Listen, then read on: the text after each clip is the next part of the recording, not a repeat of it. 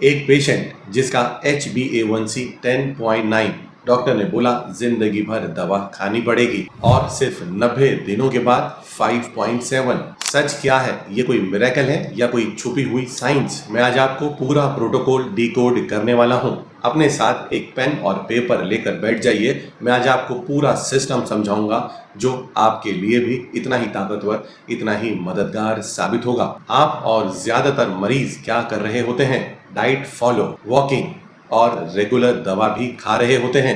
उसके बाद भी शुगर का लेवल बढ़ा रहता है, थकान बढ़ी रहती है, कमजोरी भी बढ़ी रहती है। प्रॉब्लम आपकी एफर्ट की नहीं थी, प्रॉब्लम थी सही सिस्टम ना मिल पाने की। ऐसा ही कुछ अगर आपके साथ भी हो रहा है, सारी कोशिश करने के बावजूद भी, दवा खाने के बावजूद भी अगर आपका शुगर लेवल बढ़ा हुआ चल रहा है, HbA1c बढ़ा हुआ चल रहा है, तो मुझे कमेंट में अनकंट्रोल लिखना बिल्कुल ना भूलें। मैंने उस पेशेंट को एक बात बोली, आप अपनी शुगर कंट्रोल कर रहे हो, शायद आपका पूरा फोकस अपने ग्लूकोमीटर की रीडिंग पर भी है, पर क्या आप अपने सिस्टम को ट्रेन करने के लिए कुछ कर रहे हो? अपने सिस्टम को ठीक करने के लिए कोई काम कर रहे हो? अपने शरीर में इंसुलिन रेजिस्टेंस को ठीक करने के लिए भी कुछ काम कर रहे हो? और शायद वहीं से पूरा गेम बदल गया।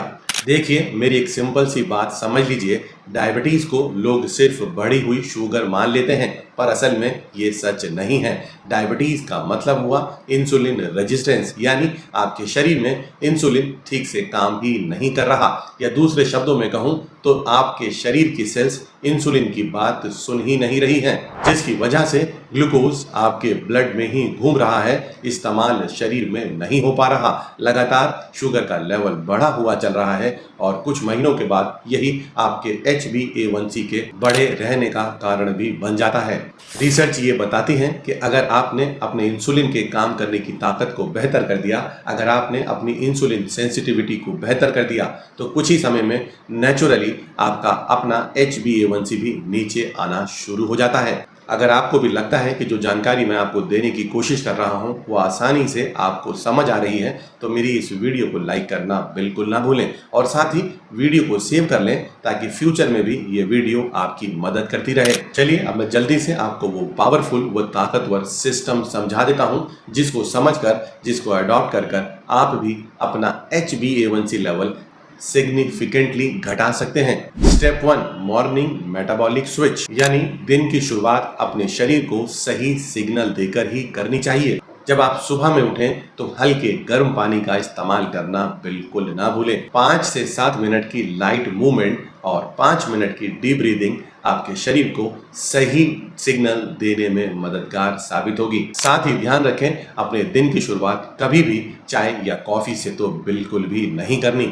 ऐसा करने से आपके शरीर में स्ट्रेस हार्मोन यानी कॉर्टिसोल का लेवल कंट्रोल होना शुरू हो जाएगा, इंसुलिन सेंसिटिविटी ऑन हो जाएगी। याद रखिए, आपकी मॉर्निंग ही आपके शुगर के लेवल को पूरा दिन डिसाइड करती है। अगर आप भी सुबह उठते ही चाय पीने के शौकीन हैं, तो मुझे वादा करिए आज के बाद आप ऐसा नहीं करेंगे और मुझे कमेंट करिए स्टार्ट। चलिए आगे बढ़ते हैं स्टेप 2 की तरफ, वो है मील ऑर्डर प्रोटोकॉल। अपने हर मील के सीक्वेंस को फिक्स कर लीजिए। जब भी आप खाना खाने बैठें तो अपने खाने की शुरुआत हमेशा फाइबर से ही करनी है। फाइबर यानी सलाद भी हो सकती है और पकी हुई सब्जियां भी हो सकती हैं। उसके बाद प्रोटीन का इस्तेमाल करना है। वो दालें भी हो सकती हैं, बीन्स भी हो सकते हैं, काला चना भी हो सकता है, पनीर भी हो सकता है, और उसके बाद सबसे लास्ट में कार्बोहाइड्रेट फूड आइटम्स का इस्तेमाल करना है, यानी रोटी और चावल का इस्तेमाल सबसे आखिर में ही करना है। बस अपने खाने के ऑर्डर को इस तरीके से समझ लीजिए, इस तरीके से करना शुरू कर दीजिए। जो खाना आप पहले खा रहे थे उस खाने को इस तरीके से खाना शुरू कर दीजिए। आप देखेंगे आपको अपनी शुगर के लेवल में बेहतरीन बदलाव देखने के लिए मिलेगा। उतनी ही रोटी खाई पर तरीका बदल लिया तो रिपोर्ट भी बदल गई। चलिए आगे बढ़ते हैं, स्टेप 3 की तरफ चलते हैं। वो है पोस्ट मील ग्लूकोज क्लियरेंस। जब आप खाना खाते हैं तो उस खाने से बना ग्लूकोज आपके ब्लड में घूम रहा होता है। उसके पास सिर्फ 2 ही रास्ते होते हैं। पहला, आपकी मांसपेशियों में जाकर इस्तेमाल हो जाना, और दूसरा आपके लीवर में जाकर जमा हो जाना। पर डायबिटीज पेशेंट के अंदर चूंकि मांसपेशियों में ग्लूकोज ज़्यादा इस्तेमाल नहीं हो रहा होता तो वो लीवर में जाकर ही जमा होना शुरू हो जाता है।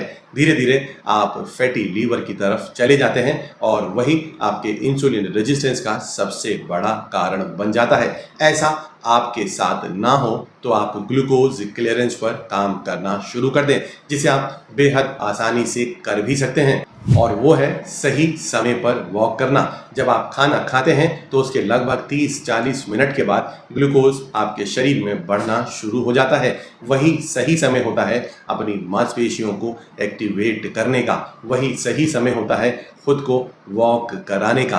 10 मिनट की गई वॉक आपकी मांसपेशियों को एक्टिवेट कर देगी और ये मांसपेशियां ग्लूकोज को भरपूर मात्रा में इस्तेमाल करना शुरू कर देंगी। यानी छोटी सी वॉक आपके ग्लूकोज को इस्तेमाल कर देगी, और अगर आपने ये नहीं किया तो ये ग्लूकोज आपके ब्लड में ही घूमता रहेगा, लगातार शुगर का लेवल बढ़ा रहेगा। अगर आप भी कुछ ऐसी गलती कर रहे हो, खाने के बाद बैठना आपको अच्छा लगता है, चलने का मन बिल्कुल नहीं करता, तो इस आदत को आज ही छोड़ दो। और अगर आप मुझसे वादा करते हो कि आप अपनी इस आदत को बदल लोगे तो मुझे नीचे कमेंट में वॉक लिखना बिल्कुल ना भूलें। चलिए जल्दी से अपने 4th स्टेप की तरफ चलते हैं, वो है डिनर रूल। रूल बड़ा ही सिंपल है, यानी 7-8 बजे के बाद डिनर बिल्कुल भी नहीं करना। यानी कि मैं कहूँ तो कुछ भी नहीं खाना शाम 8 बजे के बाद। लगभग 12 से 14 घंटे वेट करना है, उसके बाद सुबह में ब्रेकफास्ट का समय हो जाए तब एक बैलेंस्ड ब्रेकफास्ट लेना है। आप खुद देखेंगे ये छोटा सा बदलाव करते ही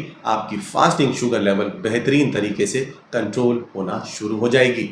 अगर आपको लगता है ये काम करना आपके लिए पॉसिबल है तो मुझे नीचे कमेंट में पॉसिबल लिखना बिल्कुल ना भूलें।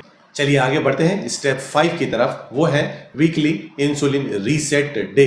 जी हाँ, एक दिन हफ्ते में ऐसा भी बनाइए जिस दिन आप अपनी इंसुलिन को रीसेट कर पाएं, उसकी काम करने की क्षमता को, इंसुलिन सेंसिटिविटी को बेहतर कर पाएं। इसे आप बहुत आसानी से कर सकते हैं, मैं आपको समझा देता हूँ। हफ्ते में 1 या 2 बार बस इतना सा कर लीजिए, आपकी इंसुलिन रीसेट हो जाएगी।